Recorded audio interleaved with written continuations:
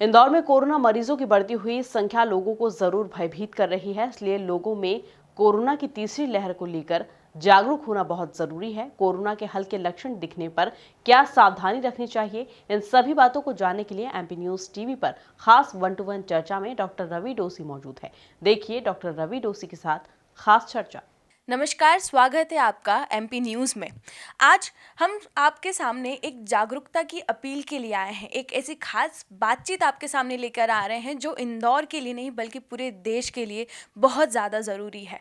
इंदौर में हाल ही में कोविड के जो केसेस हैं, कोविड पॉजिटिव जो केसेस हैं, वो लगातार बढ़ते जा रहे हैं, जो कहीं ना कहीं टेंशन वाला माहौल तो ज़रूर क्रिएट कर रहे हैं। लेकिन क्या कुछ हम प्रिकॉशंस ले सकते हैं ताकि हम इस डर से, भय से बाहर निकल सकें और कोरोना के इस नए वेरिएंट को हरा सके। हमारे साथ में आज जुड़ रहे हैं डॉक्टर रवि डोसी सर। इनसे आज हम चर्चा करेंगे। हम जानते हैं कि सर सबसे पहला जो सवाल जो दर्शकों का आता है, जो लोगों के मन में आता है, वो यही होता है कि ओमिक्रॉन जो वेरिएंट जो भी सर नया आया है, इसके जो वेरिएंट के क्या कुछ सिम्टम्स हैं जो अगर हम पहले ही जान लें तो हम जो सीरियस कंडीशन है उससे बच सकते हैं। सबसे पहले तो मैं आपके सभी दर्शकों को नववर्ष की शुभकामनाएं देना चाहूँगा। ये नववर्ष हमारे साथ में कई एक ऐसी सिचुएशंस लेके आए हैं जिसमें हमें जागरूकता रखना बहुत ज़्यादा ज़रूरी है।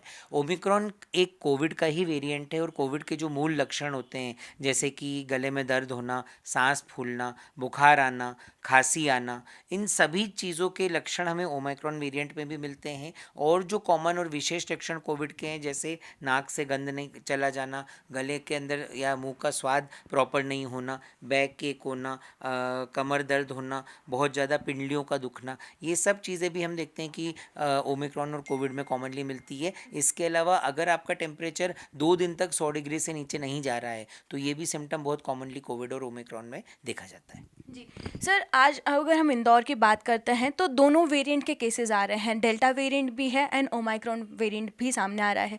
तो क्या कुछ हमें अभी प्रिकॉशंस हमें मैंडेटरी लेने पड़ेंगे ताकि हम जो ओमिक्रॉन के जो केसेस जो बढ़ते आ रहे हैं उससे हम घटा सकें, उन केसेस को हम कम कर सकें?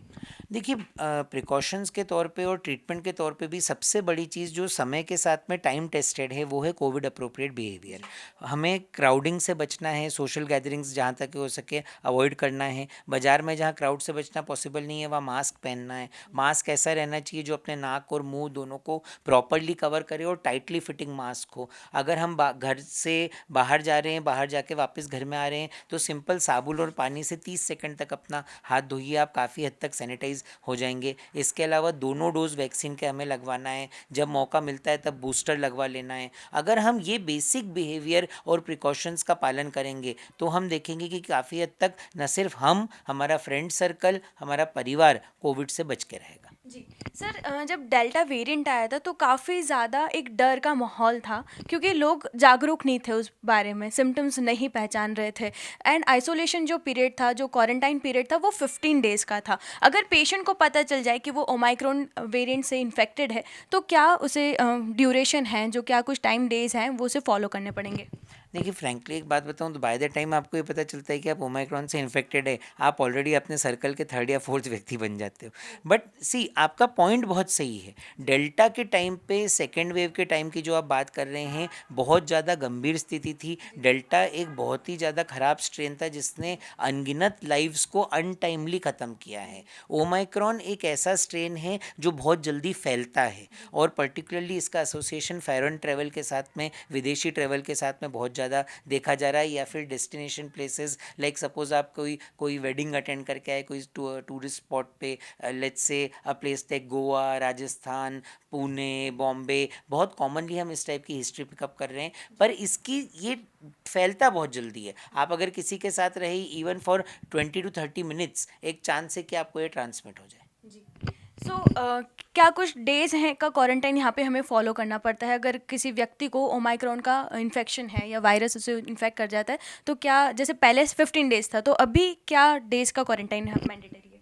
इसके लिए एक बहुत ही अच्छी खबर अभी सीडीसी की तरफ से आई है। वो अच्छी यूं है कि अब अगर आप पॉजिटिव भी होते हैं तो होम आइसोलेशन आपका 7 दिन तक रखा जाएगा। उसमें आखिरी के 3 दिन अगर आपको बुखार नहीं है, अगर आपका तापमान नॉर्मल है, आपको सेचुरेशन 94% 94% के ऊपर आ रहा है, आपको कोई सिग्निफिकेंट सिम्टम नहीं है, तो you will be considered cured और बिना नेगेटिव रिपोर्ट के भी आप फिर वापस अपनी लाइफ में लौट सकते हैं और अपना काम चालू कर सकते हैं। अब आइसोलेशन 7 दिन माना जाता है। जी।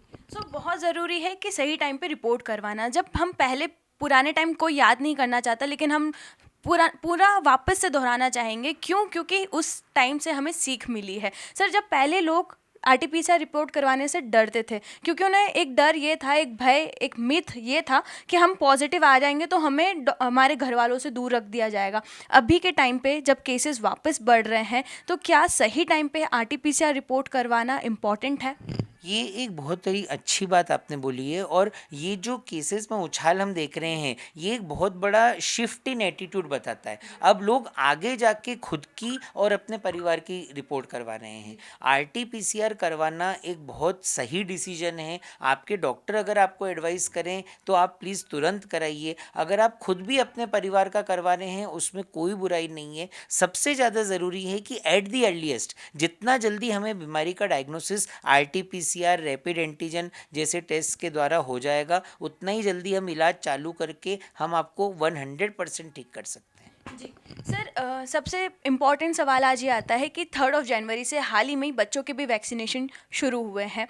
तो क्या ओमाइक्रॉन बच्चों पे भी उतना ही ज़्यादा अफेक्ट करता है? वो वायरस उनको भी अफेक्ट करता है? देखिए, डेफिनेटली ओमाइक्रॉन बच्चों को अफेक्ट करता है। ओमाइक्रॉन कोविड का एक ट्रांसमिसिबल रूप है जो उसको जहाँ जो अपॉर्चुनिटी मिलेगी वो अटैक करेगा। वहीं पे सबसे खुशी की बात है कि अब 15 to 18 के जो टीनेजर ग्रुप में भी अब वैक्सीनेशन चालू हुआ है। हम हमारे वैक्सीनेशन का दायरा बढ़ा रहे हैं। 18 से लेकर 65 का जो ग्रुप था, उसके बाद अब एक नया ग्रुप आ रहा है और बहुत गर्व की बात है कि मध्य प्रदेश में बहुत एग्रेसिवली ये वैक्सीनेशन हो रहा है।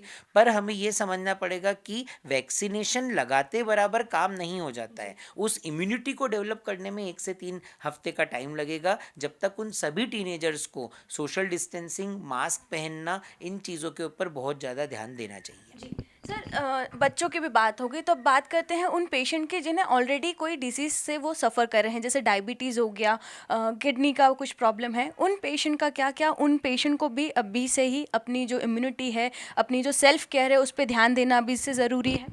100%। हाई रिस्क ग्रुप कौन है? हाई रिस्क ग्रुप वो हैं जो 65 वर्ष के ऊपर उम्र है, जिनका वजन साधारण से ज़्यादा है, जिनको हार्ट डिजीज़ है, जिनको फेफड़े की तकलीफ़ है, जिनको कैंसर का इलाज चल रहा है, जिनको डायबिटीज़ है और वो डायबिटीज़ अनियंत्रित है। इन सभी लोगों में ओमाइक्रॉन और जल्दी हो सकता है। पुराना जो डेल्टा है वो भी कहीं गया नहीं है, उसकी तीव्रता भी अधिक हो सकती है। तो हमें बहुत ज़्यादा सावधान रहना पड़ेगा। और इस हाई रिस्क ग्रुप को अगर आपके घर में है तो विशेष रूप से आप एक पल्स ऑक्सीमीटर खरीद लीजिए, उनका सेचुरेशन नापिए, उनका टेम्परेचर देखिए। अगर तापमान 100 डिग्री के ऊपर है, अगर उनका सेचुरेशन 94 के नीचे है, तो तुरंत उस हाई रिस्क ग्रुप को चिकित्सक के परामर्श के लिए लेके आइए और प्रॉपर ट्रीटमेंट चालू कराइए। जी सर, हाल ही की अगर इंदौर की हम बात करते हैं, या अगर थोड़ा सा आगे सिनेरियो अगर हम लेके जाते हैं, उस ग्रुप की बात करते हैं, तो लोगों में भी बहुत ज़्यादा एक ओवर कॉन्फिडेंस बिल्ड होते हुए दिखाई दे रहा है डैट हमें तो दोनों डोजेस लग चुके हैं वैक्सीनेशन के, हमारी इम्यूनिटी स्ट्रांग है, हमें कुछ अफेक्ट नहीं करेगा, हम लड़ लेंगे, हमारी इम्यूनिटी स्ट्रांग है। कितना सच है ये? कितना सच? अभी भी हमें प्रिकॉशंस जो हैं, कोविड अप्रोप्रिएट बिहेवियर जो है, उसे फॉलो करना अभी भी कितना मैंडेटरी है, या वैक्सीन लग गई तो काम हो गया? ये जो वैक्सीन कोविड की और जो कोविड का साइंस है वो ये बताता है कि 3 से 6 महीने के बाद में जो कोविड की नेचुरल इम्यूनिटी, मतलब अगर आपको इन्फेक्शन हुआ है तो भी 3 से 6 महीने बाद आपको दोबारा इन्फेक्शन होने का डर रहेगा। अगर आपने वैक्सीन के दोनों डोज भी लगाए हैं तो भी जहाँ कॉम्प्लिकेशन रेट कम होती है, पर इन्फेक्शन होने के चांसेस दोनों वैक्सीन के डोज लगाने के 4-5 महीने बाद फिर आप में बढ़ जाते हैं। तो वैक्सीनेशन का बूस्टर डोज अब गवर्नमेंट ने अप्रूव कर लिया है, बहुत ही जल्द हम सबको लगा जाएगा। पर सबसे ज़्यादा ज़्यादा ज़रूरी है कि जो टाइम टेस्टेड है, देखिए 2 साल से एक बात परिवर्तित नहीं है, वो ये है कि मास्क पहनना है, ऐसा मास्क पहनना है जो नाक और मुंह दोनों को प्रॉपरली ढके, और मास्क गले में नहीं, मास्क यहीं पर लगा होना चाहिए। दूसरी बात ये कि आपको 2 गज की दूरी बहुत ज़रूरी, जितना डिस्टेंस हो मेंटेन करके रखिए। और जब भी बाहर से आएँ तो घर में आते वक्त, अपने ऑफिस में आते वक्त आप साबुन और पानी से 30 सेकंड तक अपने हाथों को धोएंगे तो आप निश्चित रूप से वैक्सीनेशन के साथ में इस बीमारी के प्रभाव से बच के रहेंगे। जी बिल्कुल सही सर। इसी के साथ ही मैं चाहूँगी कि आप हमारे दर्शकों को कोई मैसेज दें। देखिए, इस नए साल के साथ में आप इसको एक नया अपॉर्चुनिटी लीजिए। कुछ दिनों पहले हम क्रिसमस के में मैंने मॉल के में मैम के साथ में एक इंटरव्यू किया था, तब हम देख रहे थे कि पीपल वर वेरी इंथुजियास्टिक, खुशी का माहौल था। इस खुशी के माहौल को कम नहीं करना है, हमें सावधान रहना है, एक पॉजिटिव वे में हमें ये बताना है कि हम इंदौरी मैच्योर हैं, हम समझते हैं, हम डरते नहीं हैं। अगर किसी को लक्षण है, आगे रह के RT-PCR कराइए, वैक्सीनेशन के दोनों डोज लीजिए, और जहाँ तक के हो सके लोगों की मदद करिए प्रॉपर ट्रीटमेंट पे जल्द से जल्द पहुंचने के लिए।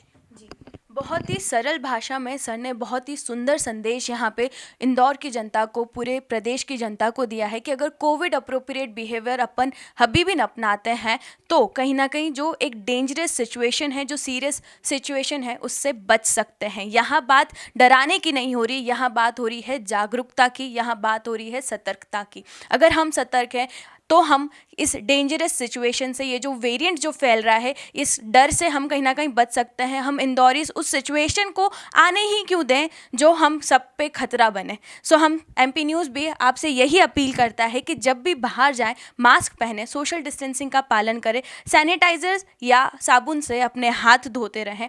सोशल गैदरिंग अगर अवॉइड कर सके तो बिल्कुल अवॉइड करें। वैक्सीनेशन पे अगर जोर दें, बच्चों के वैक्सीनेशन शुरू हो गए हैं तो उन्हें भी मोटिवेट करें कि वो अपना वैक्सीनेशन जल्द से जल्द करवाएं। इसी के साथ ही हम लेते हैं आपसे अलविदा। धन्यवाद।